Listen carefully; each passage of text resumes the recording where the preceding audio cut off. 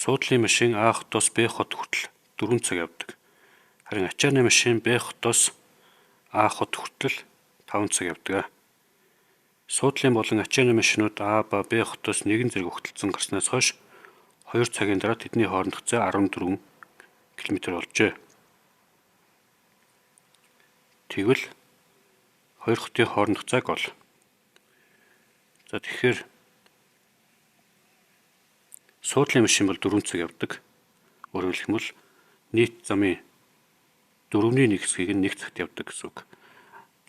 Харин ачааны машин болохоор 5 цаг явдаг гэхээр 1 цагийн дотор нийт замын 5-ны 1-ийг явна гэсэн үг.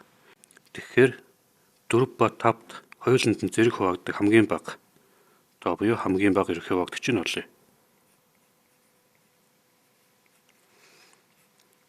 За 4, 5, 2-ын хамгийн бага эрх хуваагдагч бол мэдээж хэрэг 20 байж таарна. Тэгэхээр 20 хэрчмээс бүрдэх ийм хэрчим зорио. За энд А хот, энд Б хот байна. За мэдээж хэрэг суудлын машин болохоор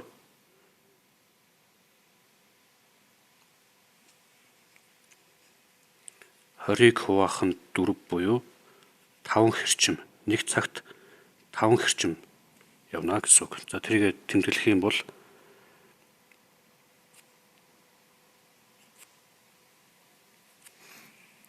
за ингэж хуваагдана. 1 цагийн дараа энэ дээр очих нь байна. 2 дахь цаг дээр энэ дээр очино. 3 дахь цаг дээр энэ дээр очино гэх хэмжлэнгээр явна гэсэн үг. 1 цагийн дараа ихэд суудлын машин энд очсон байна.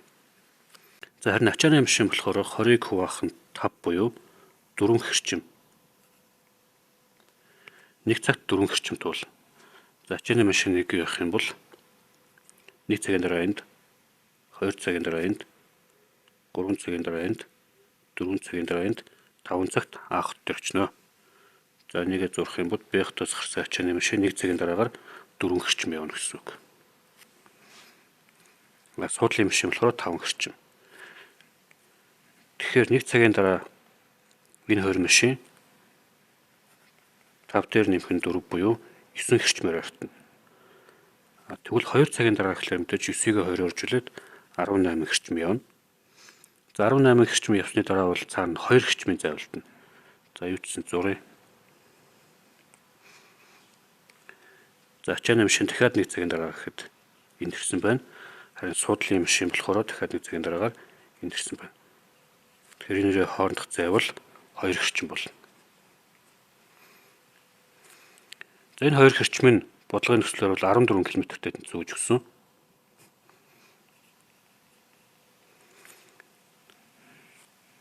Өөрөөр хэлбэл энэ 2 хэрчим гэдэг маань 20-оос хасах нь 18 буюу 2 хэрчим орчиж байгаа. Тэгээ 2 хэрчим нь 14-тэй тэнцвэгдгээс 1 хэрчим өртөн 14-ийг хуваах нь 2 буюу 7 км гэж гарч ирнэ. За 1 хэрчим 7 км А, Б хоёр хотын хоорондох нийт хэрчмийн тав бол 20 байгаа учраас 20-ыг үржих нь 7 буюу 140 км гэж гарч ирнэ.